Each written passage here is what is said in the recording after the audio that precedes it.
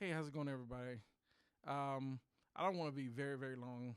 Hopefully, I'm not very long. I know I'm very long-winded, but I just want to take a few minutes to thank everyone that watched the channel and subscribe to the channel and enjoy the content. If you are new to the channel and you like the content, and you can scroll and you can go through and do some of my older videos, maybe some of the older videos, in case you're new to the channel, may catch your interest. But you can also, it doesn't cost you anything to subscribe, and you can hit the bell for more notifications. And at the same time, if of course if there's something that you're not interested in, then of course by all means you do not have to watch the video. But I try to make videos to talk about various parts of music, such as teaching, the music industry itself, recording studios, and subjects like this. So thanks for watching, and I appreciate you watching the videos. Now, with that being said, um, I just want to take a few minutes to talk about choosing the right recording studio, because I noticed that here's the thing: there are a lot of home studios and there are a lot of commercial studios. Unlike someone who might, this is only mostly for someone who might be seeking a recording studio. Um, this is not for the ones that probably have already decided to build their own home studio, because most likely, if we build our own home studios, we're going to build it that's going to cater our needs. But excuse me for the sniffling. But if you are a person that just don't have the time to learn all the ins and out of recording, and you're seeking a studio, you got a few choices. You can seek out a commercial studio, a professional commercial studio, or you can seek out a maybe someone has a home studio that they are open to the public, that you might be able to go to their recording studio and book it. Now, obviously, most home studios are always going to be a lot cheaper. And in some instances, you'd be surprised. Some home studios are really good enough to get you the same quality of professional quality sound that you would hear in in a commercial studio. The reason being because today, what makes a lot of the home studios a lot more competitive today is because mostly everything's done with the software now. That's whether it's a PC or Mac. Everything's done through software now. And the commercial studios, there are a few that are still using tape, but even those guys may use tape initially, but a lot of those guys like to bounce from the tape to some sort of computer, whether it's into a PC or a Mac, and they're going to bounce it into a DAW such as Pro Tools, Logic, Sonar, Studio One, Ableton Live, Fruity Loops, Reasons, one of the digital audio workstations. They're going to bounce it into that. And a lot of times, some of those studios use the tape just to get the tape saturation, the thickness of the sounding of the tape. Other than that, it's just so everyone's editing on tape. Now, there are pros and cons. The pros to a pro studio altogether is the quality of the recording space. You're always going to get the best sound quality out of a well-built commercial studio, hands down. And most of the time, they're going to have engineers, assistant engineers. There's always a whole lot more ears to find things that within the music, the recording process, the entire deal.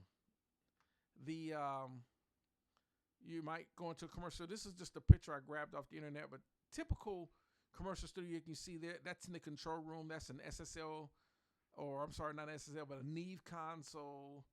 You're talking the big live room where everyone's going to be in a big room recording. They're going to have they're going to have the space. They're going to have the space for drums, piano, vocals. They're just going to have a lot more space. It's acoustically designed. Most people's home recording studio might be something like this guy's. Everything's done with plugins and software. But if he knows what he's doing, he can make this setup sound like this setup, pretty close to it.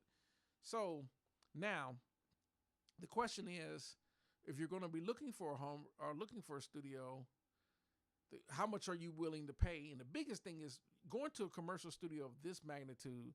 You're coming out of pocket. The results are going to be very well, but you're definitely going to come out of pocket. And most of the time, high-end clients usually book these type of studios, so they're hard to book because of their schedules. But it's not impossible, because there are a lot of commercial studios of this magnitude that need clients. Most of these kind of commercial studios were only reserved for the high-paying clients. But with the decline of the music industry, record labels not getting advances, the recording artists that they don't have the budgets, the advanced budgets and everything else, these recording studios have dropped their prices tremendously, and a lot of them are a lot more affordable. Now they're getting to the point where now they're gotten down to maybe $100 an hour now, compared to used to be $500 an hour. Now you're talking, and that was for a 10-hour, up to a 10-hour session a day. But now you're talking $100 an hour, and you might only need that studio for about 5-6 hours. That leads to about $600. Most people can afford to pay $600 for a 6-hour session now. That's how these recording studios have gotten to the point where they have to start taking a lot more independent clients. But you might have this guy who can probably create a great product, and he might be only $50 an hour. But the only thing is, when you're going to home studios like this, it is going to someone's home. So it's a matter of they're able to go into and trust the clients coming into their homes and so forth. Now, the one last thing I want to talk about on a recording studio when you're looking for one is whether it's this type or this type, you have to remember, are they able to capture the style of genre of music that you do? If you look at 90% of these recording studios, they're going to have a large console, lots of rackboard gear. If they're always talking about guitar amps, cabinets, and all they talk about is how they're going to mic a drum set, and how they're going to put a microphone on different type of guitar cabinets. Doesn't matter if it's condensers, ribbons, large diaphragm, small diaphragm, dynamic mics, doesn't matter. They always have a plethora of different type of guitar amps, and the engineers, their main way of recording is live recording with bands of that magnitude. If you are a hip hop artist or EDM or something like that, that studio, even if it's this type or even a small studio type like that, these guys might not be able to do anything for you. So the first thing you want to do is you want to look for a studio that may, you want to find out what kind of music they do. For example, if my studio was completely open to the public, and I'll give a brief reason why my studio is not open to the public. Because I still don't have everything I need. Even though I have a lot of gear, I still don't have everything that I need to be open to the public. I'm still doing audio AD to DA converter upgrades. I'm still upgrading my computers. I'm still getting more wiring and cabling. But my goal for my studio setup would be, what I can do is, I know R&B, I know pop, jazz, some gospel, and EDM music and things like that. The reason why I say that it's important, the reason why I say that it's important to know that is because if I'm a one-man show, I gotta know, not only I have to be really familiar with that music and how it's going to sound mixed if I'm going to be doing the mixing. I have to know what R&B music or jazz or music like that. I have to know a rock guy, if he knows metal, heavy metal, country, or whatever, he's not going to be familiar with all the effects to put on vocals on a hip hop artist, as an example. There's certain auto tunes, flanges, delays, doublers and things like that to really bring out the effective vocals. Some studios are very, very well rounded where they're, there's a whole lot of genres of music. A studio of this magnitude you see in this picture here may be capable of recording a big band or an orchestra, maybe doing a film score for a movie. Then they have the space to record a small orchestra. They have the ceilings, they have the live room, they have the engineers, they have the mic locker, they have all the preamps and things to record a live orchestra to really capture. Plus, you can see that's a Neve console. We're talking a Neve VR, that's going to be like a VR 88, 88R, a Neve 88R type of console, something of that magnitude where it's going to capture the sound and real in depth. And that's how they're going to record a film score. So that's the ideal studio for something like that. But a console of that magnitude is overkill for someone who's doing using a Akai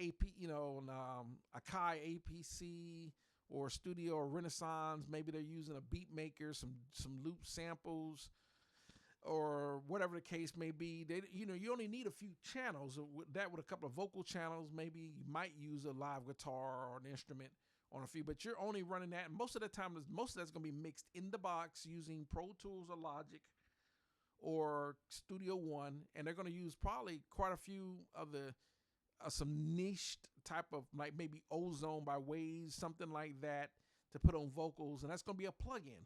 A lot of that's going to be plugins, so you really just don't need to book a studio like that. You might, someone might have their own studio. Or if you're looking for a studio, a guy he can probably use, this will be the ideal set for someone who's trying to do some hip hop, where he's got the plugins. I see the slate on the window, he's got a few quite in. He's got the Fab Filter EQ popped up there, and he's in a Pro Tools session, and he's got the Apollo Twin sitting on the desk. That's all you really need to do a hip hop. Hip hop is mainly, especially rapping, is mainly just rapping over loops and samples and beats for the most part. Maybe this studio might be ideal you might want to record a rock band, or even if someone's trying to bring back, if you're going to go back bands in the R&B world, this would be ideal for a band.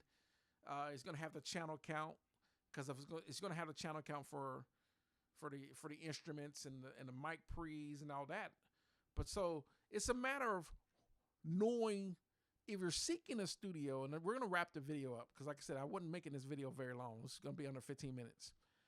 We're basically, when you're looking for these studios, you want to research don't let, just because whether they have Pro Tools and plugins or they got a large console with racks of gear, just because either one, they might not know your music that you're doing. You might do folk music. You want someone who's familiar with recording and capturing and mixing, and they're real familiar with that. Most pro studios are the most versatile, but they can be costly.